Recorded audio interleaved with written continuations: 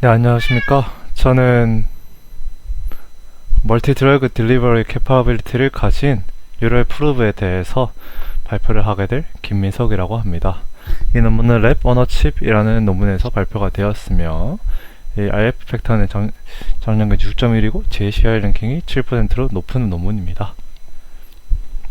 네, 리서치 그룹은 조일주 교수님으로 현재 고려대학교 의과대학에서 교수를 하고 계시며 네, PCI 와이어리스 브레인 칩이나 오가노이드 인터페이스 플랫폼 혹은 신경화학적 모니터링 시스템 그리고 여러 브레인 칩을 이용한 뉴럴 서킷을 연구하는 등 다양한 분야에서 신경과학에 이바지하고 계십니다.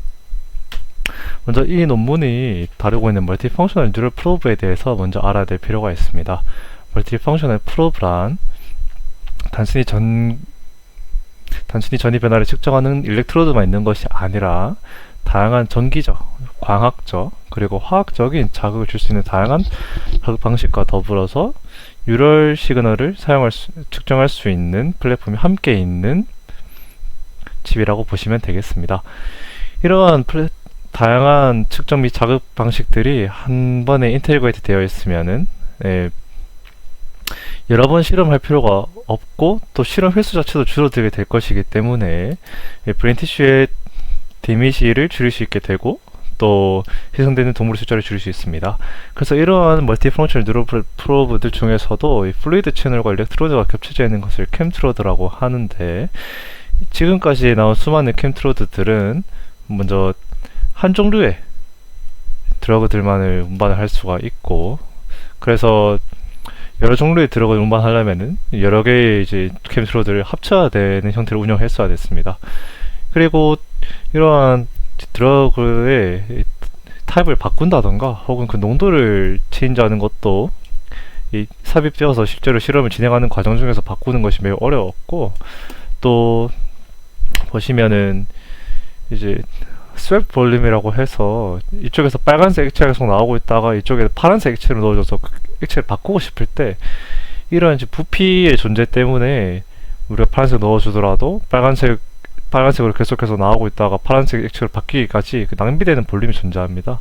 이런 볼륨의 존재로 인해서 불필요한 액체들이 뇌 속으로 흘러 들어가게 되고 또한 그 양리적으로 봤을 때 원하지 않는 액체가 이제 이런 우리가 파란색 액체를 넣어준 타이밍에 파란색 액체가 나와야 되는데 빨간색 액체가 계속해서 나오고 있는 상황이기 때문에 이런 스왑 볼륨을 줄여드는 것이 중요합니다. 또한 이 스왑 볼륨을 줄여주면 우리가 실험할 때 여러 번 이 드러그나 플루이드를 바꿔주게 되는데 그때 계속해서 여러 번 바꿔주게 될 때 이 라지 스왑 볼륨이 매우 크게 되면은 뇌로 주입되는 전체적인 그 플루이드의 볼륨이 커지게 됩니다. 이때 뇌가 받아들일 수 있는 이 볼륨에는 한계가 있기 때문에 이 스왑 볼륨 줄인 것이 중요하겠습니다. 또한 이런 이제 마이크로 펑셔널 뉴럴 프로브 중에 캠트로드에서 내부를 보면은 라미널 플로어라고 해서 이런 여러 멀티 드러그들이 들어갔을 때 섞이지 않고 층류를 형성하게 되면서 각각 분리되어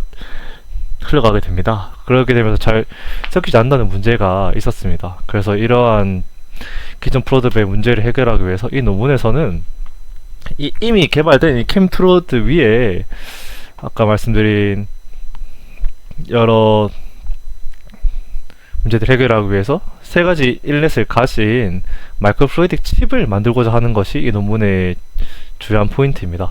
그래서 이 PDMS라는 물질을 사용했는데 여기에다가 MEMS 기술을 사용해서 미세 채널을 새기게 되고 또 아까 말씀드린 잘 섞이지 않는다는 문제점, 라미널 플로어를 형성하기 때문에 잘 섞이지 않는다는 문제점을 해결하기 위해서 스트래글드 헤링번 믹서를 라는 두 가지 기술을 사용을 해서 아까 말씀드린 스왑 볼륨을 최소화하고 또 스왑 볼륨을 최소화하기 위해서는 이 먼저 액체에 넣어줬을 때 그 다음에 실제로 우리가 바뀐 액체가 나올 때까지 걸리는 시간을 트랜지션 타임이라고 하는데 그 트랜지션 타임을 줄이면서 또한 이러한 아까 전에 그 잘 섞이지 않는다는 라미널 플로어 때문에 잘 섞이지 않는다는 문제를 그 아주 그 스몰 볼륨을 가지는 상황에서도 이 스트래거드 헤르먼 믹서를 통해서 잘 섞어주며 또한 이 실험을 진행 중인 상황에서 이 플루이드의 컨센트레이션이나 혹은 타입을 체인지할 수 있게 되는 것이 목표입니다. 그래서 실제로 이 캠트로드 자체는 이미 만들어진 것이 존재하고요. 그 PDMS라는 것은 말랑말랑한 물질인데 거기에다가 미세 채널을 새기게 됩니다. 마임스 기술을 사용해서 거기다가 펀치를 사용해서 퐁퐁퐁 뚫어준 다음에 일레 채널을 삽입하고 그 캠트로드와 PDMS 가는 PDMS 윗부분과 실리콘 윗부분에 그 O2 플라즈마 처리를 해주게 되면은 서로 잘 붙게 됩니다. 그래서 서로 붙여주게 되는데, 그래서 캠트로드 단면을 보시면은 이런 식으로 유체들이 지나갈 수 있는 체들이 여러 개가 같이 있습니다. 왜 이렇게 되어 있냐면은 이 글래스 커버를 올려주기 위한 공정상의 이유지, 뭔가 따로 여기에서는 A 플루이드, B 플루이드, C 플루이드 이렇게 흐르는 게 아니라 그냥 공정상 이유 때문에 여러 가지 플루이드 채널이 있을 뿐, 어쨌든 이 플루이드 채널과 시그널 라인에 갇혀있는 캠트로드의 구조 단면이 이렇게 생겼고, 또한 그 B 단면을 보시면 실제로 이렇게 파여있는 부분과 약간 이제 사이즈가 작은 이 PDMS 부분이 이제 각 PDMS 부분에 그려진 마이크로 플루이드 채널과 그 인렛 부분이 이렇게 만나는 것을 알 수 있습니다. 이 부분 자세히 보시면 여기는 지금 막혀있기 때문에 그냥 이 접착 PDMS와 실리콘 칩을 붙이는 과정 자체는 좀 매뉴얼하게 이루어집니다. 근데 그 과정에서 이 부분에 지금 그냥 실리콘이 이제 평평하기 때문에 어떻게 올려든지가 상관은 없는데, 이 부분, 이 실리콘과 PDMS가 만나는 그 인렛 부분에는 이게 만약에 요 사이즈가 너무 작게 된다 그러면 이게 빗나갈 수 있겠죠. 네, 그래서 이 PDMS와 실리콘 기반의 캠트로드의 그 육체가 섞이는 부분은 이렇게 좀 큰 볼륨을 갖게 됩니다. 좀 이따 나중에 좀 더 자세하게 설명드리고 또 그래서 끝부분을 보시면 여러 개 일렉트로드와 아울렛 부분을 통해서 정기적인 측정 및 화학적인 액체 주입을 동시에 해줄 수 있다는 것을 알 수가 있습니다. 네, 그래서 실제 이미지는 다음과 같고요. 보시면 이제 탑 뷰인데 각각 인렛 채널에서 후술하겠지만 이러한 구조가 그 저항을 증가시키게 됩니다. 이러한 저항 구조를 지난 다음에 서로 세 가지 액체가 만나게 되면 아까 헤링본 믹서라고 해서 헤링본이 이렇게 생겼습니다. 평평한 판에다가 이 쐐기 모양으로 지금 약간 사이드 뷰라서 좀 이따가 좀 더 형태를 자세히 보겠지만 이렇게 툭툭 튀어나와 있습니다. 이런 튀어나와 있는 구조가 이런 미세 유체 채널에서 액체 플루이드를 잘 믹싱하게 되는데, 그러한 헤링본 믹서 구조가 지금 이 마우스 커서 이 부분부터 시작해서 쭉 가서 이까지 형성이 되게 됩니다. 그런 다음에 플루이드를 쭉 내려와서 이쪽에서 쭉 내려와서 이제 캠트로드 끝단을 전달이 되는 구조인 것입니다. 실제 이미지는 실제 캠트로드 단면이 이렇게 생겼고요. 아까 계속해서 이제 잘 섞어줄 수 있는 기능에 대해서 헤링본 믹서라고 설명을 드렸는데, 헤링본 믹서가 무엇이냐고 하니 평평한 판에다가 양각으로 새겨줄 수도 있고 음각으로 새겨줄 수도 있지만, 핵심은 이러한 쐐기 모양의 구조를 통해서 플로우를 만들어 줄 수 있다는 것입니다.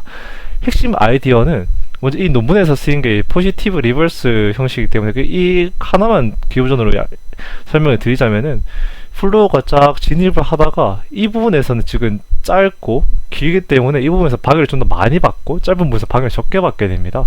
그러면 짧은 부분에서 방해를 적게 받게 되니까 속도가 조금 더 빠를 것이고, 좀 더 방해를 많이 받게 되는 이 부분에서 속도가 좀 느려지게 될 것이기 때문에 이렇게 빠른 쪽에서 느린 쪽으로 서클이 형성되면서 섞이게 될 것이고, 그 거꾸로 또 이 패턴이 반전되게 되면은 또 이제 원래 방향이었다가 반시계 방향으로 섞이게 되는 것입니다.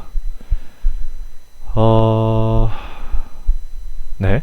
그래서 보시면 자세한 차치하고 어쨌든 이 그래프를 보시면은 이게 이 단면의 높이인데, 그리고 지점에 따라서 빨간색과 이제 파란색의 인텐시티를 나타낼 수 있게 되는데, 좀 더 평평할수록 잘 섞여 있다는 뜻이 될 것입니다. 극단에 나눠져 있으면은 이 부분이 훨씬 더 이제 극적으로 많다는 뜻이겠고, 그래서 포지티브 리버스 구조를 봤을 때 이제 잘 섞이고 있구나 라는 것을 알 수가 있습니다. 논문에서 차용한 그 스펙은 이 높이가 이제 6 마이크로미터, 이 위스가 15 마이크로미터, 그리고 한 헤링본과 다른 다음 헤링본의 길이가 이제 60 마이크로미터 정도로 매우 작은 구조이고, 또한 사이클이라고 해서 이러한 것을 이제 0.5 사이클, 즉 이거 전체를 한 사이클이라고 하는데, 그것이 이제 16.5개 있다. 즉 이 작은 구조가 33개가 있다라고 보시면 되겠습니다. 그래서 이제 이런 것들 만드는 공정인데, 사실 캠트로드 자체는 미리 만들어진 것임에도 불구하고 공정을 소개해 드려야 될 것 같아서 말씀을 드리자면은, 먼저 실리콘 웨이퍼에다 옥시데이션을 하고 꽤나 두껍게, 저희는 마이크로미터 단위로 층을 써야 되기 때문에 일반적인 시보스 공정과 다르게 아주 깊게 애칭을 해주게 됩니다. 그래서 이제 이온 애칭으로 드라이 애칭을 해주고 난 다음에 먼저 PR을 제거하고 그 위에 이 글래스를 올립니다. 이 글래스도 사실 이게 본딩이 중요한데요. 일단 그 100마이크로미터 두께의 유리를 올린 다음에 750도에서 1시간 반 정도 노출시키게 되면은 이것들이 쭉 녹아 들어가게 됩니다. 녹아 들어가게 되면 요 부분에 맞춰서 좀 울퉁불퉁해지겠죠. 그런데 이 부분 넓고 여긴 좁기 때문에 이 표면 정력을 생각해 보면은 이쪽이 좀 더 빨리 들어가고 여긴 느리게 들어가게 됩니다. 결론적으로 안쪽에 내부의 유체 채널을 형성할 수 있게 되는 것입니다. 이때 본딩이 중요하다고 말씀드렸는데, 본딩이 되지 않으면은 이 각 틈새를 통해서 이 내부로 기체가 스며 들어오게 돼요. 고온이 가해졌을 때 이 유리들이 녹아서 내려오는 것이 아니라 오히려 부풀어 버릴 수 있다는 문제가 생기기 때문에 본딩은 매우 중요합니다. 그래서 유리를 잘 본딩을 시켜서 녹여준 다음에 그 울퉁불퉁한 표면을 폴리시 해주고, 그 다음에 데포지션 방식 그리고 리프트 방식을 통해서 각종 일렉트로드 및 이 인솔레이터들을 증착해주게 되는 것입니다. 그리고 또다시 드라이 애칭을 통해서 일렉트로드를 이제 떼어내게 되고요. 아까 말씀드렸던 그 PDMS는 소프트 리토그래피라고 해서 멤스 기술을 또 이용하게 됩니다. 먼저 SV8을 스핀 코팅을 해준 다음에, SV8은 네거티브 PR이기 때문에 빛을 쬐어주면 성장하게 됩니다. 그래서 먼저 그 채널을 이게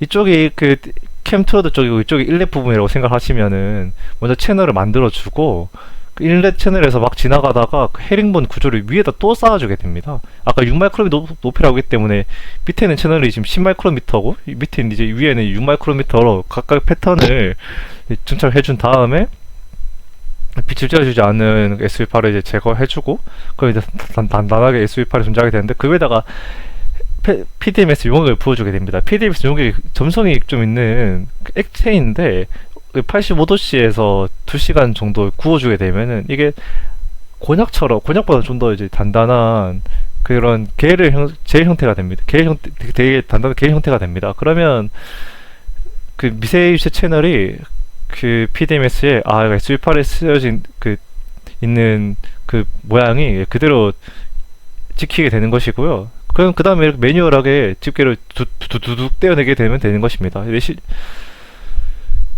따라서 저희 미세유체 채널을 만들어 줬기 때문에 그 미세유체 채널에 이 플로우가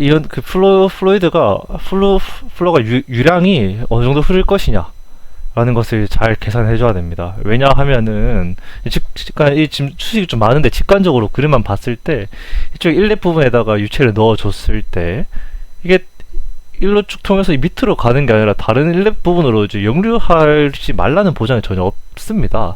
역류를 막으려면은 이쪽 부분의 그 압력이 각 인렛 부분의 압력보다 낮아야 할 것입니다. 네, 그러기 위해서 저희가 각 파라미터를 잘 설정해 줘야 될 것이고, 또한 그 컨센트레이션을 조절하기 위해서 이제 이 논문에서는 각각의 인렛의 압력을 조절함을 통해서 컨센트레이션을 조절하는데, 그러면은 각 부분에서 얼마나 압력을 가해졌을 때 얼마나 유량이 생기는지를 정량할 수 있는 수치들이 저희가 잘 결정해야 될 것입니다. 그래서 직관적으로 보시면은 이게 각 인렛 채널이고 이게 지금 멀징 부분입니다. 그리고 이 캠트로드 저항이 부분이 있는데,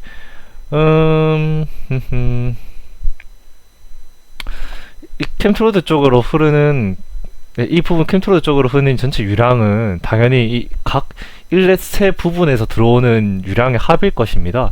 그것을 통해서 각 관계식들을 잘 정리하게 되면 저희 전자계약과 비슷하게 이 P는 전위와 비슷할 것이고 R은 저항과 비슷할 것이고 Q는 전류와 비슷할 것입니다. 그래서 각 파라미터를 잘 조합해서 식을 바꾸게 됐을 때 제가 원하는 것이 아까 이 부분의 압력이라고 했는데 그 압력에 관한 식이 세 일렛 부분의 압력과 그 각 일렛 부분들의 이 논문에서는 이 언더 디터미넌트한 상황에서 각 이 RI들을 동일하게 만들어 줌과 동시에 캠트로드 저항의 절반 값을 가지도록 2분의 R 캠트로드가 RI가 되도록 이제 그냥 저항값을 잡았습니다. 네, 그래서 그런 상황에서 그런 저항값들과 각 인레파 부분의 그 프레셔의 합이 이 PJ 부분에 압력을 결정을 하고요. 그래서 이분 이제 R가 2분의 1이라고 R 캠트로드 2분의 1이라고 했으니까 2분의 1 더하기 3, 즉 2분의 7이 될 것입니다. 그래서 이 PI는 결국에는 다 더한 1렙 부분 압력 다 더한 값 곱하기 7분의 2가 될 것이다. 그래서 저희가 1렙 부분의 압력을 잘 컨트롤함을 통해서 물론 이 RI들이 저희가 잘 만들었다는 가정 하에 이 PJ 부분의 압력을 조절할 수 있게 되는 것입니다. 그래서 그 각 저항 부분을 보자면은 이 부분을 막 꼬우게 되면은 저항이 전자계약에서 저항의 길이가 늘어나게 되면은 당연히 저항도 늘어날 것이기 때문에 이것도 비슷한 원리입니다. 그래서 길이를 막 뽑아주게 되면 저항이 늘어나게 되는데 그래서 이 각 채널의 저항이 이렇게 되고 로그 스케일입니다. 그리고 이제 로그 스케일 관점에서 봤을 때 이 캠트로드의 저항의 2배가 해당되는 것을 볼 수 있습니다. 이런 각 저항은 이 채널의 높이가 10마이크로, 너비가 10마이크로, 길이가 이게 이쪽 부분이 이제 3.3 마이크로미터 정도, 3.3 밀리미터 정도 되는데 각 수치들이 이제 나비에스토크스 방정식이라고 하여 이 유체역학에서 전자계약의 맥스웰 방정식이나 혹은 뉴턴 역학에서의 뉴턴 세 가지 법칙과 같이 지배 방정식 이 역할을 하게 되는 방정식인데 그 이런 좀 더 단순한 형태이긴 한다만 이 나비에스토크스 방정식에서 각 파라미터들을 넣음을 통해서 정을 구할 수 있습니다. 예를 들어서 이게 Q가 I고 델타 P가 이거 이제 그 둘레고 이 델타 P가 이제 압력의 차이이기 때문에 Q분의 델타 P 즉 I분의 V가 저항이었으니까 네, 그 Q분의 델타 P를 각 항을 이항해 주면서 계산을 통해서 이 각 채널들의 저항을 계산해 줄 수 있는 것입니다. 실제로 계산해 보면 이 값들이 나오게 됩니다. 스펙들을 이제 고려했을 때 네, 그래서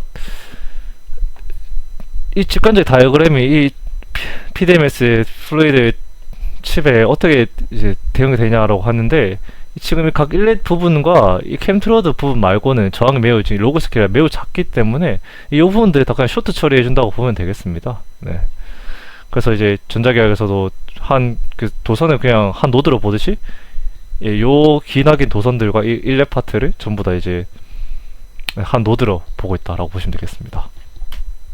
그래서 그 각 부분에 저희가 아까 7분의 2라고 했을 때 이 논문에서는 각 일렛 부분에 그 압력을 140kPa로 고정을 합니다. 140kPa로 고정을 했을 때 이게 140kPa이 되고 그래서 곱하기 7분의 2를 하면은 40kPa이 됩니다.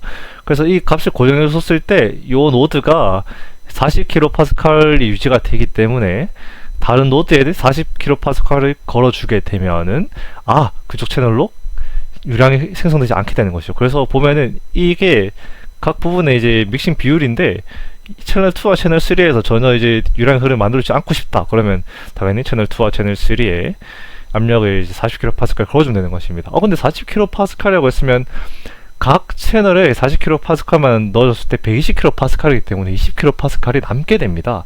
그래서 나머지 20kPa를 전부 채널 1에 대해주면은 60kPa로 네, 이제 몰아주게 될 수 있는 것이고 그래서 그 20kPa를 각각에 어떻게 분배해 주느냐 그래서 3대 1이면은 15kPa, 5kPa를 분배해 줌으로써 이제 달성할 수 있고 그러니까 일반적인 뭐 15kPa, 1.5kPa, 3.5kPa 줌으로써 다양한 그 비율들을 저희가 압력을 통해서 조정해낼 수 있습니다. 그래서 이제 실제로 실험하는 도중에 그런 압력을 조절함을 통해서 이 믹싱 레이시오를 조정할 수가 있고요. 그리고 아까 헤링본 구조가를 통해서 잘 믹싱을 해주겠다고 했는데 과연 이게 진짜로 될 것인가에 대해서도 논문에서 보여주려고 합니다. 보시게 되면은 네, 요렇게 생긴 그 채널에 대해서 이게 잘 섞일수록 그 각각의 이 이미지의 그 밀도가 조금씩 다르게 되는데 그것을 이제 믹싱 인덱스라고 해서 각 이미지의 그 밀한 부분이 빨간색, 소한 부분이 초록색으로 나타나게 됩니다. 이때 그 전체 그 이미지에서 이 부분의 평균값을 i민이라고 하고 그 각각의 지점에서의 값을 이제 i라고 하는데 그럼 이 값 형태가 이 통계학에서 분산과 같고 그래서 표준 루트 씌워졌으니까 표준 편차가 같게 됩니다. 그러면 분산이 0에 가깝다는 것은 완벽히 웰 디스트리뷰트 됐다는 것이고 분산이 크게 된다. 그러면 한 지점에 이제 저 피크 점점 가깝게 되니까 특정 그 평균 지점에 계속 몰리게 되겠구나, 잘 섞이지 않겠구나라고 생각해 줄 수 있는 것입니다. 그래서 믹싱 인덱스가 작으면 작을수록 좋은 것이고요. 이것이 이미지 분석을 이제 사용을 했습니다. 사진 찍은 다음에 이미지 분석 툴이 있는데 거기에 대해서는 제가 이제 그 자세하게 더 찾아보지 못해서 나중에 혹시나 이제 실험을 하게 되면 또 이제 찾아보게 될 것 같고, 그래서 이미지 방식을 통해서 분석을 해본 결과 점선이 헤링본 구조가 없는 구조, 실선 헤링본 구조가 있는 구조인데 이 압력이 커지면 커질수록 지금 라미네 플로우가 좀 강해지니까 잘 섞이지 않게 될 것입니다. 그때 압력을 좀 더 다르게 가하면서 헤링본 구조와 그 헤링본 구조가 없는 구조의 그 믹싱 인덱스를 잘 살펴본 결과 헤링본 구조가 있을 때는 믹싱 인덱스가 잘 작아지고 헤링본 구조가 없을 때는 압력이 좀 클 때 이거 믹싱 인덱스가 0을 수렴하지 않는구나를 알 수가 있습니다. 또한 저희가 아까 전에 약물을 투입했을 때 이쪽에서 지금 계속 초록색이 나오고 있는데 빨간색으로 바꿔주고 싶다.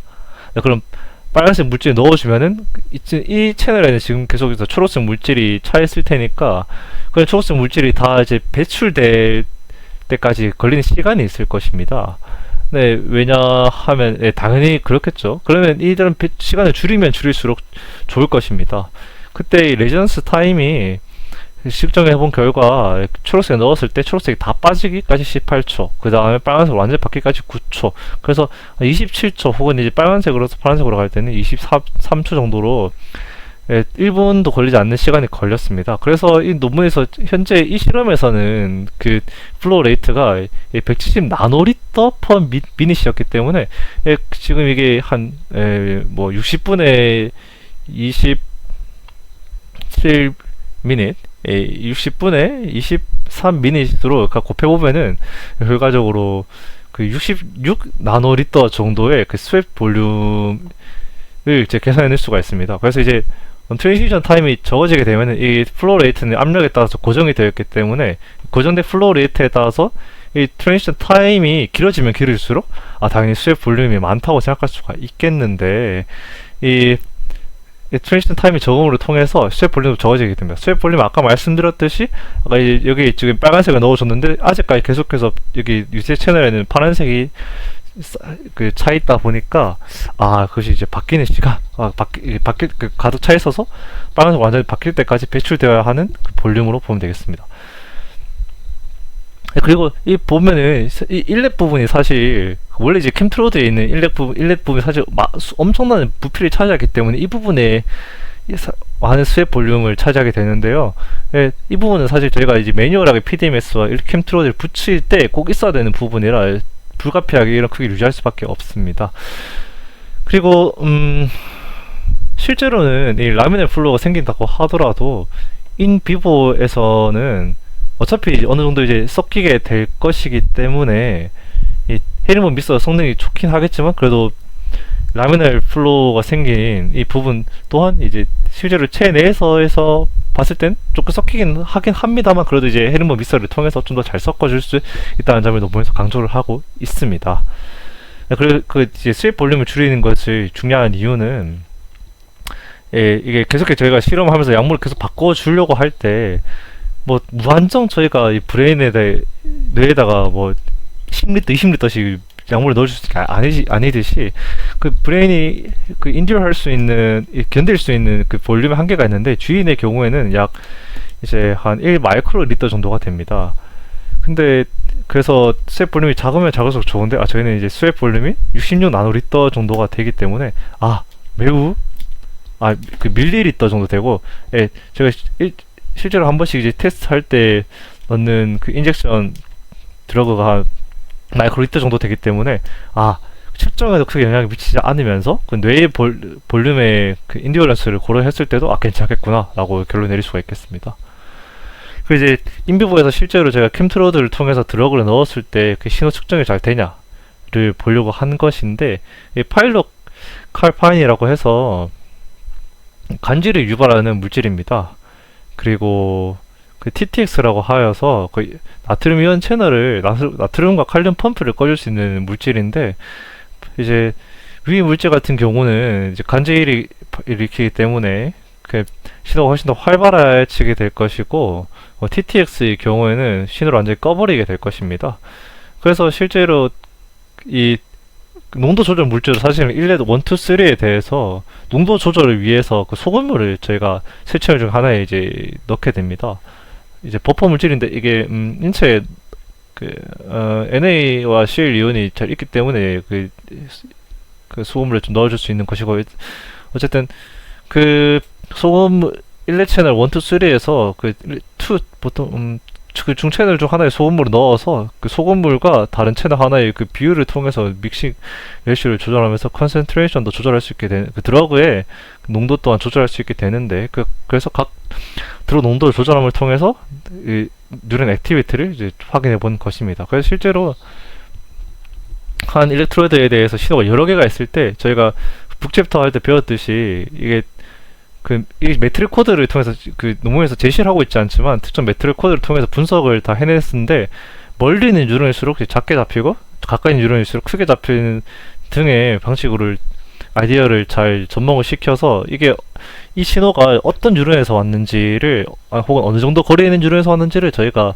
유출해 볼 수 있게 됩니다. 그래서 그 거리별로 잘 나눠서 뉴런 1, 2, 3, 4 지금 1과 2만 지시가 되어 있는데 서플리멘터리에 3와 4가 있고요. 어쨌든 2와 1과 2를 봤을 때 각 신호들이 점점 더 밀도가 이 간제 발작 약물을 넣어줬을 때는 농도가 높아질수록 점점 더 많이 생기겠구나 라는 것을 알 수 있습니다. 그리고 그 파형 또한 넣어주기 전과 후가 비슷함을 통해서 완전히 다른 파형이 아니라 진짜로 그 신호를 억제해 줄 수 있는 것이구나 라는 것, 특정 신호를 억제해 줄 수 있는 것을 볼 수 있습니다. 만약에 이 파형이 넣어줬을 때와 넣어주기 전기 파형 자체가 다르게 되면은 어떠한 그 신호를 억제해 준다기보다는 완전히 그 신호 타입이 바뀌게 되기 때문에 특정 신호를 저희가 뭐 줄인다라는 그 원디멘셔널한 그 분석은 이제 할 수가 없게 되는 것이기 때문에 그 파형까지 분석을 하게 되었고요. 이건 이제 TTX로 실제로 TTX의 농도가 증가할수록 이 신호도 덜 활발해진다는 것을 확인할 수 있게 됩니다. 또한 저희가 이제 죽은 쥐를 뇌의 절편을 잘 염색시킴을 통해서 실제 일렉트로드가 잘 CA1이라는 지점에 제가 이제 갖다 놨는지도 확인해 볼 수가 있는데 다피라는 물질을 인젝션 해줬을 때 이 NUN은 신경세포를 염색하는 물질이고 다피는 세포 핵을 그 뉴런 근처에 있는 모든 다른 세포들 다 핵을 염색할 수 있습니다. 그래서 이 물질을 실제로 이제 실험실에서 인젝션 해주고 쥐가 죽은 다음에 이 NUN이라는 물질까지 같이 넣어서 그 이미징을 했는데 실제로 봤을 때 CA1 부분에 그 다피 아까 그 캠트로드를 통해서 넣어준 그 물질들이 많이 잘 있다. 그걸 통해서 저희가 정확한 위치에 우리가 원하는 플루이드를 전달할 수 있는 것을 알 수 있습니다. 그래서 결론적으로 이 논문 핵심은 이 멀티 드러그 딜리버리 캐퍼빌리티가 있는 마이크로 플루이드 칩을 만들어서 기존에 있던 캠트로드의 결합해서 여러 성능을 테스트를 하는 것이고요. 그래서 그 컨센트레이션하고 플루이드와 그리고 플루이드의 타입을 제가 인풋 프레셔 제가 그 인시추 상황에서 잘 모듈레이트 해줄 수가 있고 또 스왑 볼륨과 작은 수의 볼륨과 짧은 트랜지션트 그 레지던트 타임을 이룰 수 있게 되었습니다. 그래서 이를 통해서 한 번의 한 번의 임플란트를 통해서 저희가 캠트로드와 같이 이제 결합이 되었기 때문에 그 뉴럴 서큐릿을 이 드럭을 통해서 모듈레이팅 함으로써 뇌 질환의 그 메커니즘을 연구하는 데서 사용해 볼 수가 있을 것이고, 또 한 가지 약물만 아니라 여러 가지 약물을 넣을 수 있기 때문에 도움이 될 것이고, 또한 사실 그 약물을 여러 개 넣어줄 수 있기 때문에 그 약동학적인 한 가지 약물이 아니라 여러 약물이 같이 섞여 있을 때도 뭐 어떻게 될 것인가, 아니면은 이 약물이 장기에 어떻게 영향을 끼칠 것인가 등의 그 약동학적인 부분을 일렉트로드 전극을 통해서 실제로 그 효과를 측정함을 통해서 연구에 확인할 수 있게 될 것입니다. 실제로 이게 멀티 펑셔널 프로브가 아닌 경우에는 이 넣었다 뺐다 해야 되는데, 내가 지금 일렉트로드를 넣었다가 다시 이제 뺐다가 다시 넣었을 때 정확한 위치에 다시 꽂을 수 있냐라는 것은 아니기 때문에, 이렇게 한 번의 임플란트를 통해서 다양한 작업을 수행해 줄 수 있는 이런 기능의 칩을 개발하는 것이 꽤나 중요하다고 볼 수 있겠습니다. 네, 감사합니다.